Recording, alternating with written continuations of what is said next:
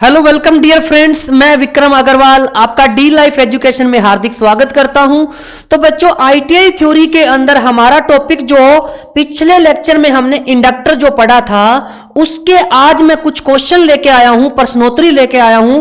तो बच्चों, आपने आई होप कि इंडक्टर को अच्छे से पढ़ा होगा और उसके फॉर्मूले भी याद होंगे, तभी बच्चों आज वाले प्रश्न जो है हम सोल्व कर पाएंगे। तो बच्चों जल्दी से जुड़ जाइए एनर्जी के साथ। तो मैं ले चलता हूं आपको क्वेश्चन के ऊपर, ज्यादा समय आपका ना लेते हुए। तो बच्चों, इंडक्टर से रिलेटेड आपके जो भी क्वेश्चंस है वो हम करेंगे, ठीक है ना। तो सबसे पहले अगर मैं देखता हूं कि इंडक्टर के संबंध में कौन सा कथन असत्य है, मतलब इंडक्टर से रिलेशन जिसका नहीं बन रहा वो आपको बताना है। असत्य मतलब जो गलत है। तो बच्चों यहां पर बताओ, E बराबर 1/2 Li स्क्वायर, ये तो बिल्कुल सही है ना, एनर्जी का फॉर्मूला होता है। और E बराबर L di/dt, ये भी सही है, ये मैंने आपको कल निकलवा के दिखाया था पिछली क्लास में कि d∅dt क्या होता है, EMF। तो E बराबर L di/dt भी आया था और phi बराबर Li ये भी आया था। क्यों? क्योंकि आपको पता है कि इंडक्टर जो है वो किसके मार्ग में बाधा उत्पन्न करता है, धारा के। तो बच्चों phi बराबर Li भी था। E बराबर 1/2 L स्क्वायर I, तो बच्चों ये नहीं था, तो आपका जो आंसर है वो ये हो जाएगा D, ठीक है ना। तो E बराबर 1/2 Li स्क्वायर ये आपका बिल्कुल गलत है, तो इसका मतलब आपका आंसर क्या हो जाएगा, D। तो 1/2 Li स्क्वायर होता है, ना कि 1/2 L स्क्वायर I होता है। तो बच्चों इसका आंसर D आंसर होगा, ठीक है। नेक्स्ट देखिए, नेक्स्ट क्वेश्चन में क्या है। एक कुंडली जिसका प्रेरकत्व किसको बोलते हैं बच्चों, इंडक्टेंस को बोलते हैं, 20 हेनरी है और 0.5 एम्पियर की धारा प्रवाहित होती है, तो फ्लक्स का मान क्या है। इसमें जो दिया हुआ है पहले वो लिखो। प्रेरकत्व इंडक्टेंस को किससे प्रदर्शित करते हैं, L से, तो 20 हेनरी दिया हुआ है, ठीक है। और I जो है आपका वो है 0.5 एम्पियर की धारा है। और आपको निकालना क्या है, फ्लक्स, फाई निकालना है। तो पहले जो डाटा दिया गया है उसको आप अच्छे से लिखिए, उसके बाद आपको जो निकालना है वो निकाल देना। तो बच्चों यहां से मेरे को पता है कि फाई बराबर होता है Li, ठीक है ना। तो फाई का मान कितना है, तो फाई का मान आप कहोगे कि फाई का मान कितना है, निकालना है, बराबर Li, L कितना है 20 इंटू I कितना है, I आपका 0.5 है, ठीक है ना बच्चों। तो 20 इंटू 0.5 अगर मैं सोल्व करता हूं तो 20 पंजा 100 और एक पॉइंट के बाद अक्सर है तो एक डिजिट कट जाएगा, तो 10 और बाद में क्या आएगा, फाई क्या होता है बच्चों, वेबर। तो जो आपका जो आंसर है वो कितना आ जाएगा, 10 वेबर। तो 10 वेबर कौन सा आंसर है इसका, बी आंसर है। तो बच्चों यहां से आपके पास फॉर्मूला जो आपको दिया गया है पहले तो वो नोट कीजिए। प्रेरकत्व किसको बोलते हैं, L को, इंडक्टेंस को। 20 हेनरी, 0.5 एम्पीयर की विद्युत धारा मतलब I, और फ्लक्स आपको निकालना है। तो फाई बराबर होता है Li, तो फाई बराबर L का मान है 20 और I का मान है 0.5। तो 20 पंजा 100 और एक पॉइंट के बाद डिजिट है तो एक जीरो कट जाएगा, तो इसका आंसर क्या बन जाएगा, 10 वेबर। तो फॉर्मूला आपको जब पता होगा ये, तभी आप इस क्वेश्चन को सोल्व कर पाओगे, ठीक है बच्चों। नेक्स्ट क्वेश्चन देखिए, ये हमारे पास नेक्स्ट क्वेश्चन है। तो बच्चों इसमें हमें करना क्या है, देखिए सबसे पहले एक आपको डायग्राम दिखाया गया है। तो वो डायग्राम दिखाए गए चित्र में ए बी टर्मिनल के मध्य तुल्यांकी प्रेरकत्व का मान होगा। पहले हम क्या करेंगे, जब भी सर्किट जहां से ओपन होता है उसके पीछे से हम स्टार्ट करते हैं। तो यहां से आपका ओपन है तो उसके पीछे से हम स्टार्ट करेंगे। तो बच्चों पहले मैं सिर्फ इस भाग को सोल्व कर लेता हूं। तो ये दोनों किस में है, समांतर में।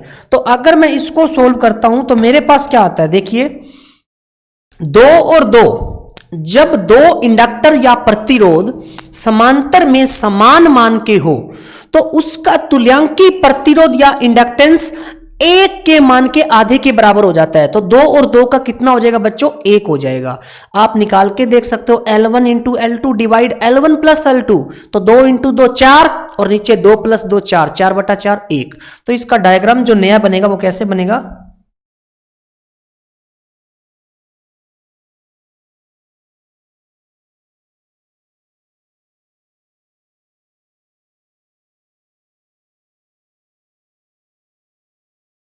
इस तरीके से इसका नया डायग्राम बन जाएगा। ठीक है, ये मैंने नया डायग्राम बना दिया। अब क्या करोगे, अब देखिए जब ये बन गया तो बच्चों इसमें दिक्कत क्या है, 2 हेनरी है, ये भी कितना है 2.5 हेनरी है, और यहां पर कितना है 4 हेनरी है, और यहां पर 1 हेनरी है, और यहां पर 5 हेनरी है। ये नया डायग्राम बन गया।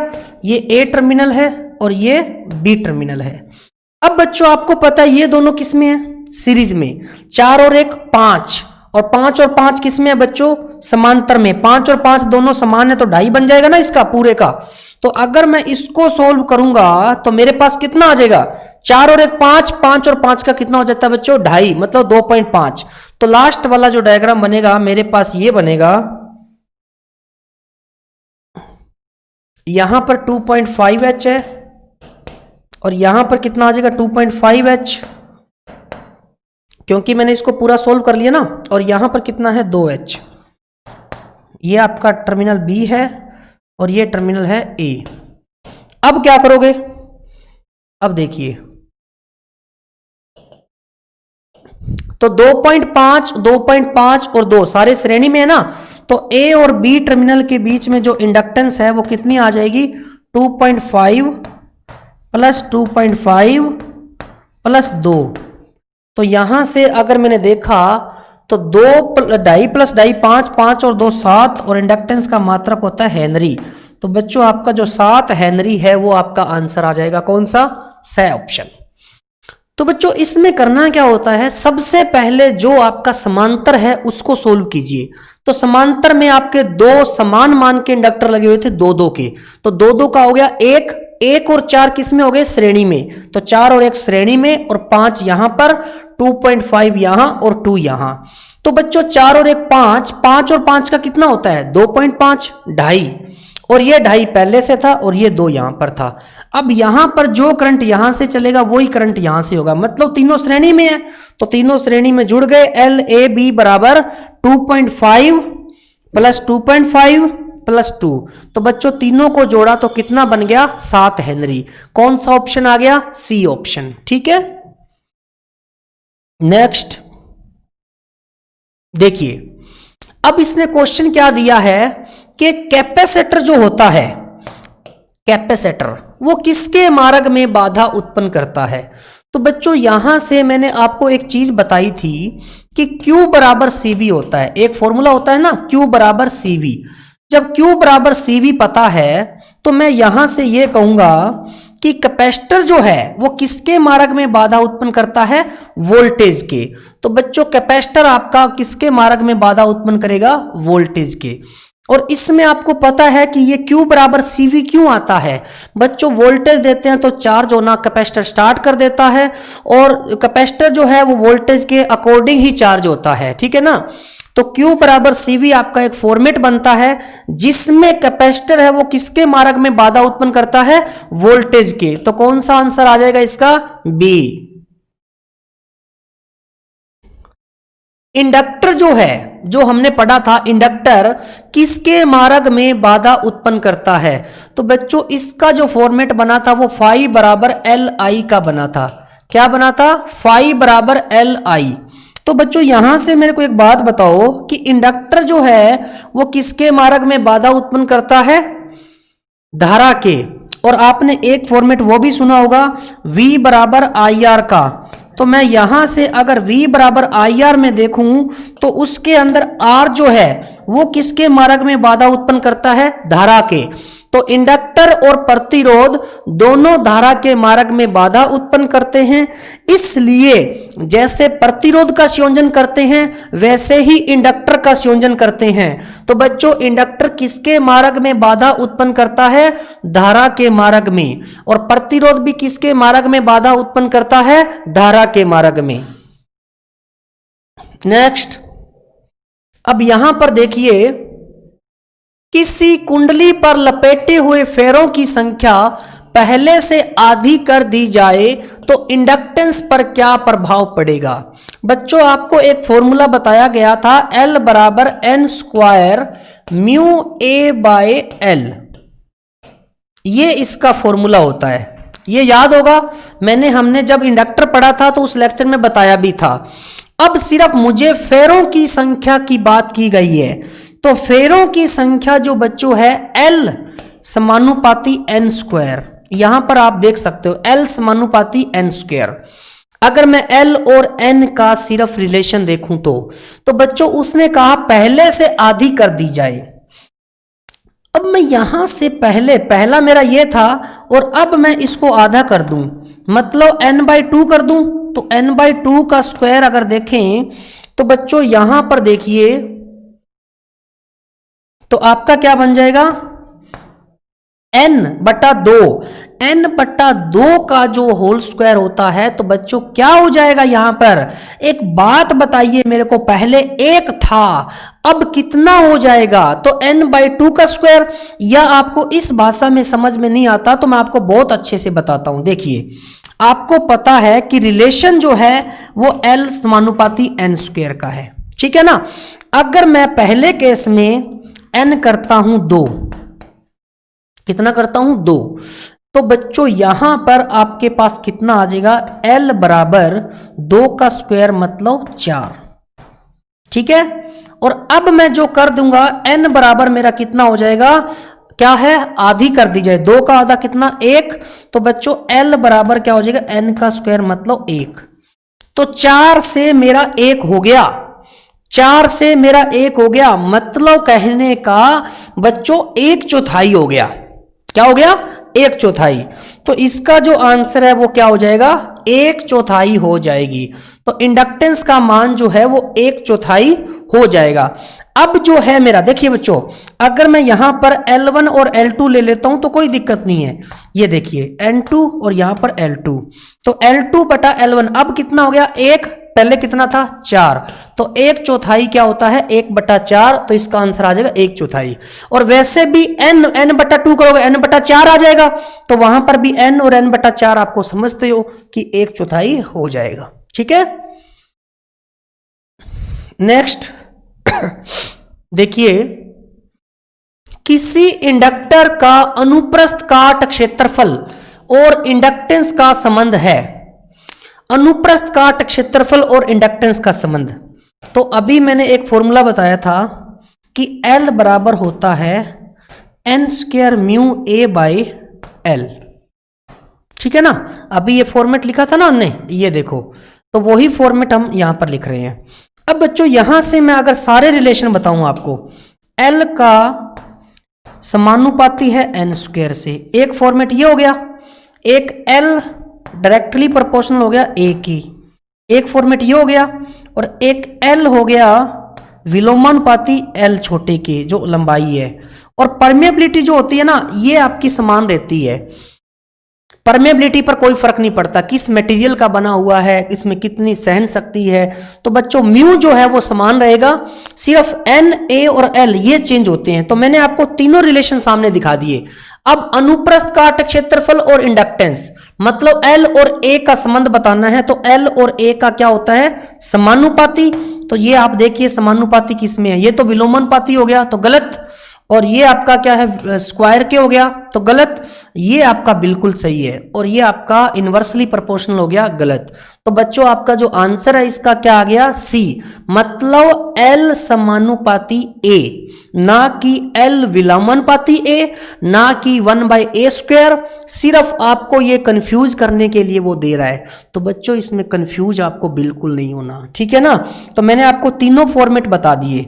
इसमें जितना आपका एरिया बढ़ेगा इंडक्टेंस उतनी बढ़ेगी, इसमें जितनी लंबाई बढ़ेगी उतनी इंडक्टेंस कम होगी, और इसमें जितने आपके फेरों की संख्या बढ़ेगी उसका वर्ग के समानुपाती आपकी क्या बढ़ेगी इंडक्टेंस। तो मैंने आपको एक नहीं यहां पर 3 चीजें बताई है बच्चों, तीनों आप नोट कर लेना, ये इसी फॉर्मूले से बनी है, ठीक है ना। और म्यू जो है ये होती है परमिबिलिटी। परमेबिलिटी बच्चों आपकी क्या होती है सेम होती है, परमेबिलिटी समान होती है।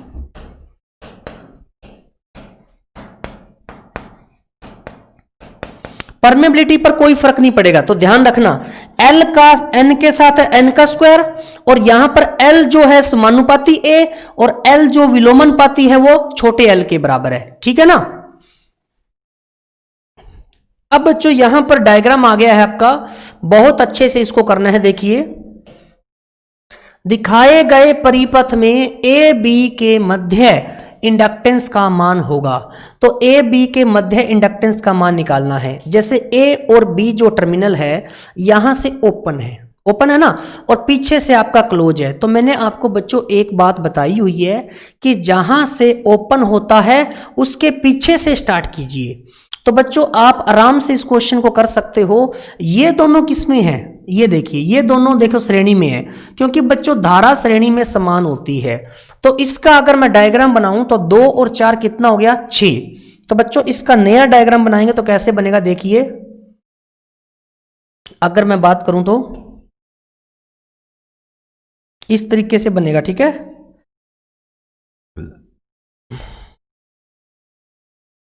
ये आपका हो गया 4 और 2 6, है ना। कहीं भी बना दो चाहे ये। तो इसकी वैल्यू जो है वो 6 हेनरी है। 4 और 2 6, और ये 3 है, और ये कितना है? 4, और ये कितना है? 6। और जो आपको टर्मिनल दिए हुए हैं वो टर्मिनल लगा देना। तो ये टर्मिनल कौन से हैं? ए, और ये है बी। तो बच्चों मैंने डायग्राम बना दिया है इसका एक और। ठीक है, ये दोनों श्रेणी में थे, तो 4 और 2 6, 3 4 और आपका 6, ये बन गया। अब बच्चों यहां से आपको क्या करना है? देखिए कि अगर मैं बात करूं पीछे से कोई धारा आई, इसके अंदर अलग होगी, इसके अंदर अलग होगी धारा। तो दोनों बच्चों किस में हो गए? समांतर में, क्योंकि धारा समांतर में अलग अलग होती है, श्रेणी में समान होती है। तो इसका जो नया डायग्राम बनेगा, पहले तो 6 और 3 का समांतर निकालिए। 6 और 3 का अगर मैं समांतर निकालता हूं तो आपको पता है 6 × 3 डिवाइड में 6 + 3, तो 6 3 18, 18/9 कितना होता है? 2। तो यहां से मेरे पास आ गया 2। ठीक है ना।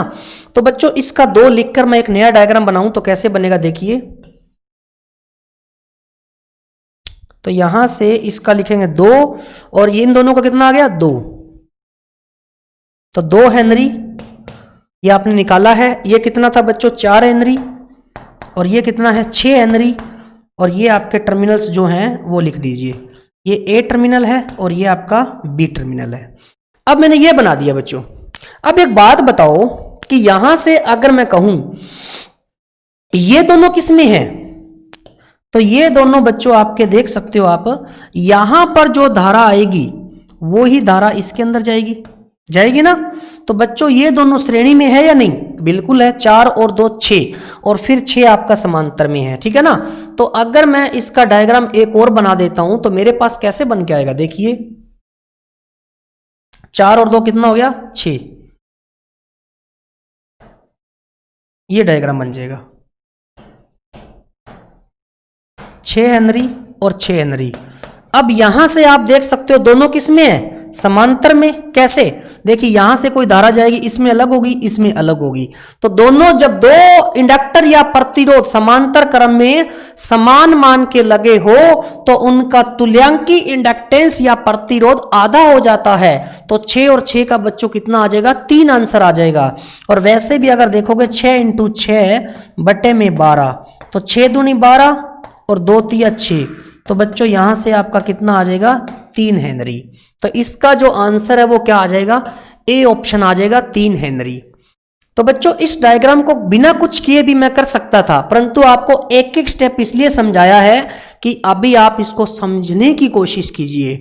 तो यहां पर 4 और 2 6, 6 और 3 का समांतर ये रहा। तो मैंने क्या बोला? L1 × L2 डिवाइड में L1 + L2। ठीक है ना। तो मैंने क्या किया? 6 × 3 और डिवाइड में 6 + 3, तो 18/9 मतलब 2 आ गया। तो मैंने यहां पर 2 लगा दिया। ये 4 था, ये 6 था, वैसे कि वैसे। अब ये दोनों श्रेणी में हो गए, तो 4 और 2 कितना हो गया? 6, और यहां पर 6 और 6 का बच्चों आपको समांतर पता है कितना होता है? 3 होता है। तो इसका जो आंसर है वो क्या बन जाएगा? A answer. नेक्स्ट, अब यहां पर आपके पास आ गया है ये क्वेश्चन, दिखाए गए परिपथ में ए बी के मध्य तुल्यांकी इंडक्टेंस का मान क्या होगा। ये ए है और ये बी है, ठीक है, ये पॉइंट्स हैं, यहां से ओपन है, उसके पीछे से आपको निकालना है। तो बच्चों सबसे पहले मैं इसका मान निकाल लेता हूं, ठीक है ना, इसका मान निकाल लूंगा फिर तो कोई दिक्कत ही नहीं है। तो इसका मान आप कैसे निकालोगे, देखो इसको मैं लिख लेता हूं x। तो बच्चों 1/x बराबर क्या हो जाएगा, 1/2, 1/3, 1/4, 1/2, 1/3 और 1/4। तो 1/x बराबर, इनका एलसीएम कितना आ जाएगा, 2, 3, 4 का। तो आप कहोगे सर इसका एलसीएम 12 आएगा। तो 12 भाग 2 6, 12 भाग 3 4 और 12 भाग 4 3। तो बच्चों यहां से 1/x बराबर कितना आ गया, 6 और 4 10, 10 और 3 13, 13/12 यह आ गया। 1/x का मान आ गया 13/12। तो बच्चों यहां से x का मान कितना आ जाएगा, उल्टा कर देंगे, 12/13। अभी ये मेरा मान आ गया x का, जो मैंने यहां पर लिया था x। अब इसका अगर मैं नया डायग्राम बनाना चाहूं तो मेरे पास नया डायग्राम कैसे बनेगा, देखिए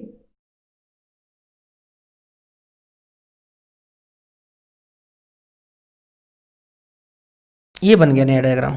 तो बच्चों यहां से ये इसकी वैल्यू पुट करूं तो मेरे पास कितनी आएगी, देखिए 2h और ये मेरा x था, x की वैल्यू आ गई 12/13h और इसकी वैल्यू कितनी है 1h और इसकी वैल्यू कितनी है 5h। अब ये सारे किसके अंदर है, तो बच्चों आप कहोगे कि ये सर श्रेणी क्रम में है। श्रेणी क्रम में क्यों है, क्योंकि यहां से जो धारा जाएगी वो यहां पर होगी, वो यहां पर होगी और वो यहां पर होगी और वो ऐसे निकल जाएगी। तो श्रेणी में धारा समान होती है, ये सबको पता है। अब बच्चों इसका हमें टोटल इंडक्टेंस निकालना है।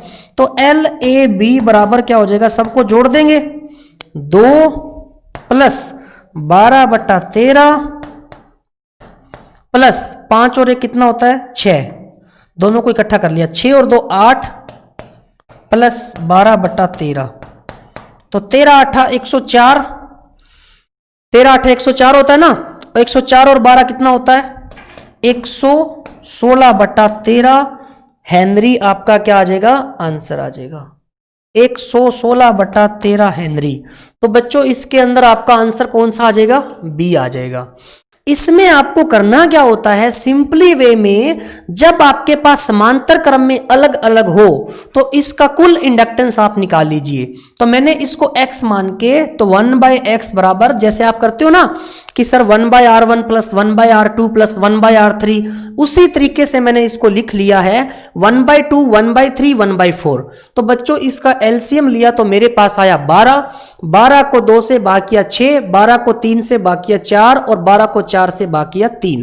तो मेरे पास ये आ गया। उसके बाद क्या किया कि जब मैंने देखा तो 1/x की वैल्यू आ गई 13/12, परंतु मुझे x की वैल्यू चाहिए तो 12/13 करूंगा। तो 12/13 आ गई x की वैल्यू। उसके बाद ये आपके वैल्यू थे सारे श्रेणी में बन गए। तो मैंने एक नया डायग्राम बना दिया, 2 हेनरी, 12/13 हेनरी, 1 हेनरी, 5 हेनरी। तो जब मैंने सबको श्रेणी में जोड़ा तो मेरे पास क्या बन के आ गया बच्चों, 116/13 हेनरी, जो इसका तुल्यांकी इंडक्टेंस का मान होगा। ठीक है, नेक्स्ट क्वेश्चन क्या है, देखिए किसी चालक का इंडक्टेंस होता है, किसी चालक का इंडक्टेंस होता है, जैसे हमने पढ़ा था कल, एक तो फॉर्मूला पढ़ा था फाई बराबर एल आई, जो पिछले लेक्चर के अंदर, एक हमने पढ़ा था कि एल बराबर N square mu A by L, जिसके अंदर एल क्या था बच्चों, मैं आपको बता देता हूं फिर से, एन आपका था लपेटों की संख्या,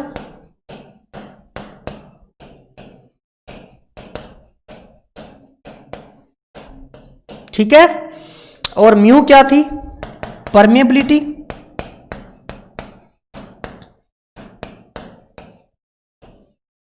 और ए क्या था, अनुप्रस्थ काट,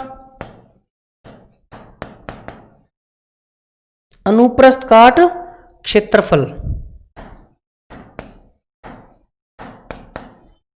और L क्या था, चालक की लंबाई।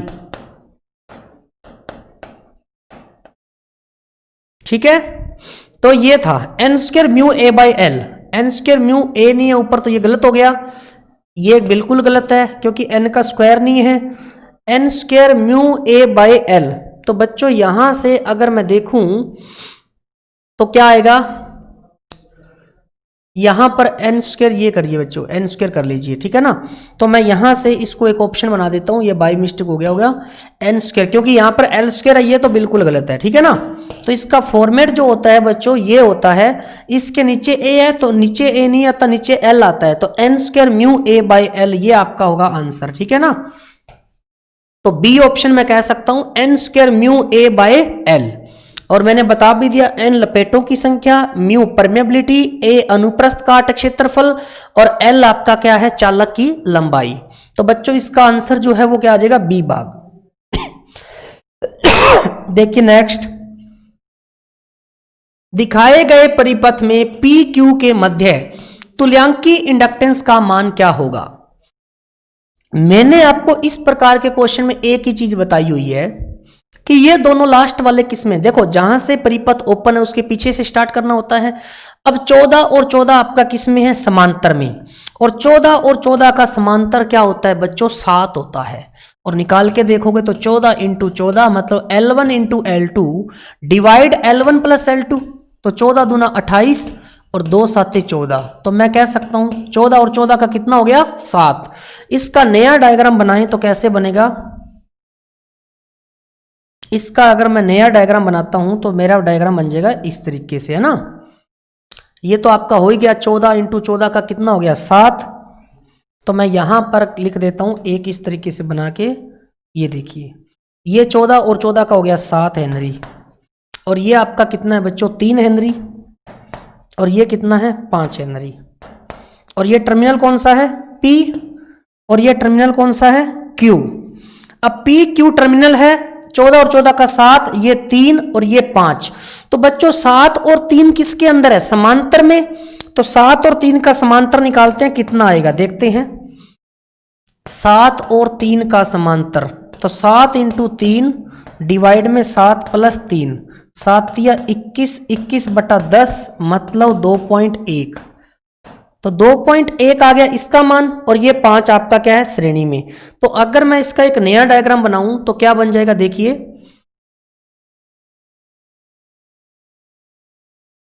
इसका अगर नया डायग्राम बनाओगे तो क्या बनेगा, देखिए इसको आप श्रेणी में जोड़ दीजिए, तो श्रेणी में जोड़ोगे तो आपके पास क्या आएगा, देखिए इन दोनों का 2.1 आ गया ना, और ये 5 है, तो इस तरीके से ये बन जाएगा एक डायग्राम। ये आपका टर्मिनल कौन सा है, P, और ये टर्मिनल कौन सा है, Q। तो बच्चों यहां से आपके पास 5 हेनरी दिया हुआ है, और इसका आपने 2.1 हेनरी निकाला हुआ है। तो मैं यहां से अगर मेरा टोटल निकालना चाहूं पी क्यू टर्मिनल पर, तो LPQ लिखूं टोटल टर्मिनल, तो कितना आ जाएगा, 5 प्लस 2.1, 5 प्लस 2.1 कितना होता है, 7.1 हेनरी। तो 7.1 हेनरी कौन सा आंसर है, बी आंसर है। तो बच्चों इसका आंसर कितना आ जाएगा, 7.1 हेनरी। सबसे पहले आप लास्ट से इन दोनों का पैरेलल कीजिए, पैरेलल करोगे तो बच्चों 14 और 14 का कितना आ जाएगा, 7 आ जाएगा, ठीक है ना। और 14 और 14 का मैंने निकाल के भी दिखाया है, L1 into L2 divide L1 plus L2, तो 14 इंटू 14 डिवाइड 14 प्लस 14 28, तो यहां से 7 आ गया। अब इसका अगर 7 आ गया तो मैंने यहां पर 7 लिखा, ये 3 और ये 5। अब बच्चों यहां पर 7 और 3 समांतर में हैं, तो मैंने L1 into L2 divide L1 plus L2 किया, 7 इंटू 3 डिवाइड 7 प्लस 3, 7 या 21 और 7 और 3 10, 21 बटा 10 बच्चों कितना होता है, 2.1। अब 2.1 इसका बन गया है ना, इसका कितना बन गया, 2.1। अब 2.1 और ये 5, तो मैंने नया डायग्राम बनाया, 5 और 2.1 ये। तो बच्चों अब ये दोनों श्रेणी क्रम में है, श्रेणी क्रम में आप देख सकते हो धारा जो होती है वो क्या होती है, समान होती है। तो धारा जब समान होगी तो श्रेणी क्रम में इंडक्टर और प्रतिरोध जुड़ जाते हैं। तो LPQ बराबर 5 प्लस 2.1, टोटल मेरे पास कितना आ गया, 7.1 हेनरी। तो बच्चों इस तरीके से आपका श्रेणी क्रम में इंडक्टेंस जो है वो जुड़ जाता है। तो बच्चों इस प्रकार का क्वेश्चन कभी भी आए इतना लेंथी नहीं बनाना, ये सिर्फ मैं आपके लिए बना रहा हूं कि आप सीख रहे हो। इस क्वेश्चन को अगर मैं बिना पेन करता तो भी कर सकता था। देखिए 14 और 14 का कितना होता है 7, 7 और 3 का पैरेलल, तो 7 या 21, 21 बटा 10 2.1 और 2.1 और 5 कितना होता है 7.1। तो बच्चों इतना सोचने की जरूरत नहीं थी इसमें, तो इसमें मैंने आपको बहुत ही अच्छे तरीके से फिर बताया है, एक एक डायग्राम से चित्र करके आपको बताया ताकि आपका कोई डाउट ना रहे। ठीक है बच्चों, तो इसका जो आंसर है वो कितना आ जाएगा 7.1 हेनरी। चलते हैं नेक्स्ट। तो बच्चों ये आपका था इंडक्टर से संबंधित प्रश्नोत्तरी। मैंने जितने भी आपको न्यूमेरिकल करवाए हैं, फॉर्मूले करवाए हैं इंडक्टर में, कैपेसिटर में, प्रतिरोध में, ये मैंने आपको जो 3 टॉपिक बताए हैं ना, इनसे आपके क्वेश्चन आपके कम से कम 10 से 12 क्वेश्चन रहते हैं आपके टेक्निकल हेल्पर एग्जाम में और डीएमआरसी के अंदर। तो बच्चों 10 से 12 नंबर की वैल्यू, 10 से 12 क्वेश्चन मतलब 2 नंबर का एक क्वेश्चन आता है टेक्निकल हेल्पर में, तो 24 से 25 नंबर सिर्फ आपके 3 टॉपिक से, आर से, एल से और सी से। तो बच्चों ये तीनों वीडियो जिसकी मैंने 2-2 वीडियो बनवाई है आपकी, तो ये 6 वीडियो अगर आप अच्छे से देखते हो तो बच्चों आपका 25 से 30 नंबर का पोर्शन कवर होता है। तो इसलिए ध्यान से इसको सुनिए और अपने जितने भी फ्रेंड्स हैं ना जिन्होंने आईटी कर रखी है, तो बच्चों आप उनको भी बोलिए कि कोर्स आपका स्टार्ट हो चुका है और बहुत ही अच्छे तरीके से विद प्रश्नोत्तरी के साथ करवा रहे हैं। तो बच्चों अपने फ्रेंड्स को भी बोलिए और आप भी करिए लाइक और सब्सक्राइब ज्यादा से ज्यादा। और YouTube चैनल पर भी dlife.fun लिखोगे तो वहां पर आपको डेमो के तौर पर वीडियो मिल जाएगी। और इस ऐप को आप डाउनलोड कर सकते हो dlife.fun को। कहां से? आप गूगल पर टाइप करके भी इसको टाइप करके आप डाउनलोड कर सकते हो और विजिट कर सकते हो बच्चों www.dlife.fun पर। तो मैं आपको नेक्स्ट वीडियो के साथ बहुत ही जल्द मिलूंगा और नेक्स्ट हमारा नया टॉपिक होगा। इंडक्टर आज खत्म हो चुका है। ठीक है बच्चों, तो एनर्जी के साथ बने रहिए और क्वेश्चन को करते रहिए। Okay, thank you, bye bye.